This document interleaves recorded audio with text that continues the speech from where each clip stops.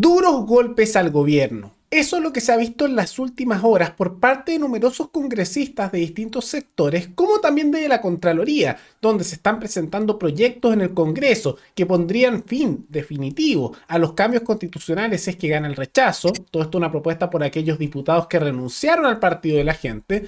Y por otro lado, también estamos observando cómo crece el narcoescándalo de Lucía Dahmer, luego de investigaciones que se están dando por parte del Consejo para la Transparencia, por lo cual el gobierno está guardando mucho silencio y oculta numerosas materias. Todo eso lo vemos a continuación.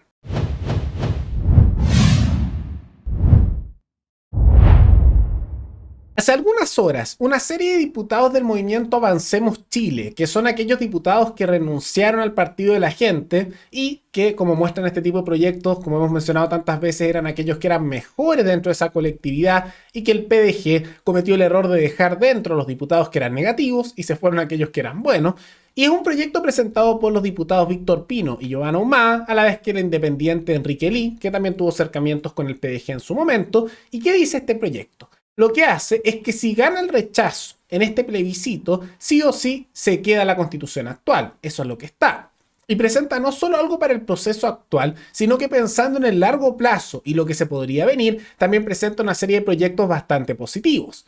Ahora, ¿cuáles son estos proyectos? Por un lado, establece que no se puede presentar un nuevo proyecto de cambio de constitución si es que se rechaza uno, una vez que pasen al menos 8 años, o sea, por un límite de tiempo. En vez de estar haciendo lo que ocurrió ahora, de que ganó, por ejemplo, el rechazo, y posteriormente llamaron a un nuevo plebiscito, no llamaron a un plebiscito, llamaron a un nuevo proceso constitucional sin un plebiscito, proceso en el cual nos encontramos ahora. Simultáneamente, en el proyecto se presentó que también, si es que se llama un nuevo cambio constitucional, sí o sí tiene que haber un plebiscito de entrada. Ahora, ¿por qué colocan esto? Como respuesta a la molestia ciudadana amplia por no haber hecho un plebiscito de entrada en este nuevo proceso, cosa que debieron haber hecho y en donde probablemente habría ganado el rechazo y no se habría empezado este nuevo proceso en el cual estamos ahora. Entonces, tomando en cuenta estos factores, es una buena propuesta. Lo único que faltaría en este proyecto es contemplar también que haya un plebiscito de salida cuando hay un proceso de cambio constitucional. Es lo único que faltó, pero todo el resto, maravilloso, muy buen proyecto, nada que decir. Y aprovechamos de felicitar, que no es tan común en este canal que felicitemos a políticos, a los diputados Víctor Pino y Giovanna Humada, a la vez que el diputado Enrique Ly, que presentaron esta propuesta. Y si hay un consejo que podemos sacar de esto es que para que tomen en cuenta aquellos que eran del partido de la gente o que siguen siendo que los diputados que se fueron eran los mejores. Y por otro lado, en el PDG se quedaron figuras como por ejemplo, el diputado Gaspar Rivas, que no es muy positivo. Entonces, todos esos elementos que se quedaron en ese partido eran más bien los más estatistas, los peores en todo ámbito, mientras que aquellos que se fueron, los más consecuentes y mejores. Hay una buena noticia dentro de este proyecto que se presentó por parte de estos diputados del movimiento Avancemos Chile y que antes eran del partido de la gente. Pero eso, que además genera problemas en el gobierno porque les pone un límite a sus intentos de cambiar la constitución, también no es la única derrota o problemas que se dan, porque ese proyecto hay posibilidades reales que se apruebe y esperemos que tanto republicanos como la derecha en general, la centro derecha y la centro izquierda lo apoyen, sino que también se acaba de dar un duro golpe a lo que es el gobierno al interior del Senado. ¿Por qué? Porque en comisión del Senado se acaba de aprobar un proyecto que hay muchas posibilidades que se apruebe en el Congreso para intentar salvar a las ISAPRES. Ahora, ¿eso es con subsidio? No, afortunadamente no. Lo que se está buscando con esto es que solo los sobreprecios se reajusten en aquellos que son planes para menores de 2 años de edad. Eso está, que insistimos, siempre ha sido un problema que eso no se cobre porque al final terminan cobrando de más para cubrir esos gastos a aquellos que son no menores de 2 años, entonces por eso suben otros planes, pero posteriormente lo que presenta este plan es que aquellos otros que tenían que hacer devoluciones de dinero o bajar precios en los que son servicios para mayores de 2 años, que eso fue por orden de la Corte Suprema, eso no se haga, o sea, se olvida eso, tratando de esta manera por ley anular esta intervención de la Corte Suprema y de las Cortes de Justicia en la legislación chilena. Facultad que por elemento constitucional no tienen las Cortes de Justicia, pero que hicieron de todas maneras como una intervención en la salud por parte de los tribunales para intentar fijar precios ahí y que está llevando al quiebre del sistema ISAPRE. Un proyecto que al gobierno no le gusta, pero que se acaba de aprobar en comisión del Senado y tiene amplias posibilidades también de aprobarse a nivel general en el Congreso. Si Boric va a vetar o no ese proyecto, vamos a ver. Pero incluso más allá de esos problemas en el Congreso, que sea finalizar que el rechazo sea una cosa final, que se establezca, que sea inamovible, presentado por aquellos diputados que mencionamos. Y por otro lado, este proyecto que termina eliminando este deseo del gobierno que quiebre las ISAPRES para monopolizar la salud en FONASA, el sistema estatal. Lo más preocupante para el gobierno, pero que poco se habla por la prensa, y alguno podría llegar a pensar que hay cierta complicidad por lo mismo, es el caso de Lucía Dahmer, que sigue creciendo. Ahora, ¿por qué esto? Porque recordemos, para hacer un recordatorio de este caso, que ella fue asesora personal del presidente del segundo piso y lo lideraba en el nivel de asesores del presidente Boric al iniciar su gobierno.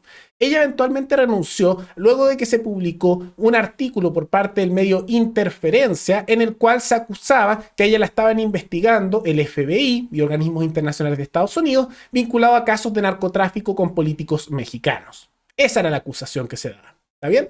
Y recordemos que unos días después salió el gobierno de Chile a desmentir que esto era mentira, que era falso, que se habían comunicado con la embajada de los Estados Unidos, con el gobierno de Estados Unidos, y se había determinado que eso era mentira, que ellas les habían dicho que eso nunca había pasado. Y luego de eso, el medio Interferencia casi quiebra porque muchos les cortaron su patrocinio y mucha gente dijo, si el gobierno dijo que era mentira, debe ser mentira.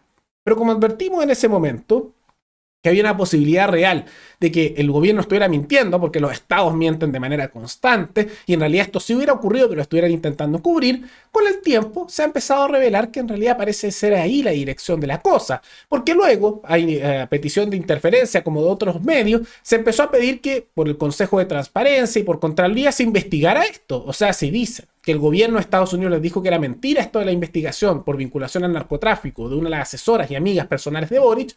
Bueno, ¿dónde está la información que muestra esa comunicación? Y eventualmente Contraloría lo pidió y dijeron que no había ningún registro. Raro. Y les dijeron que había sido informal la comunicación.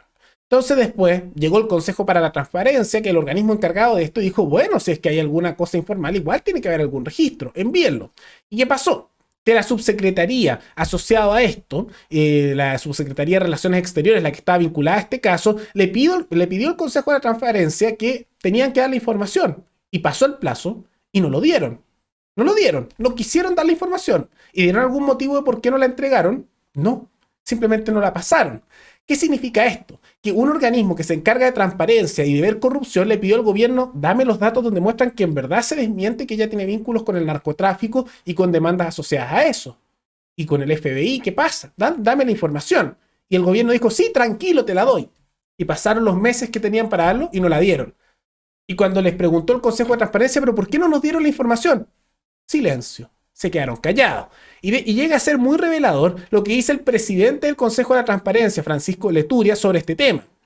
Hay una serie de dudas al no haber recibido esta información. Y una de las más graves, que espero que no sea así, es que podría no haber existido comunicación oficial alguna entre el gobierno de Chile y el gobierno de Estados Unidos. ¿Cuál es la traducción de esas palabras formales? Que es muy probable que en este narcoescándalo que golpeó al gobierno en sus primeros meses en el cargo, es muy posible que sea verdad. Y que esa desmentida supuesta que le hicieron con comunicados oficiales de gobierno y que el mismo presidente Boric declaró para salvar a Dahmer y que tratar de hacer que quebrara el medio de Interferencia, que casi quiebra por eso, probablemente es mentira. Porque todo eso dijeron que se había desmentido solo porque ellos lo dijeron. Y cuando se empezó a investigar sobre las pruebas que desmentirían esto, no hay. No hay comunicaciones con Estados Unidos, no hay muestra de ninguna de esas cosas. Entonces probablemente este caso, que era el narcoescándalo del gobierno vinculado a Dahmer, probablemente es verdad. Tomando en cuenta que no hay información y cada vez que ahora se está investigando los detalles que desmentirían este vínculo al narco, hay silencio y no quieren dar la información. ¿Y qué sanciones les van a hacer? Eso es lo preocupante. Les van a lanzar una multa. ¿Y qué más? Y se guarda todo. O les dicen, tienes que hacerlo. ¿Y qué pasa si no lo quieren hacer? ¿Los van a arrestar? ¿Los van a obligar? No, no pueden. Entonces, hay algo bien oscuro y raro ahí que se está dando y que vale la pena ahondar un poco más, porque es sumamente preocupante.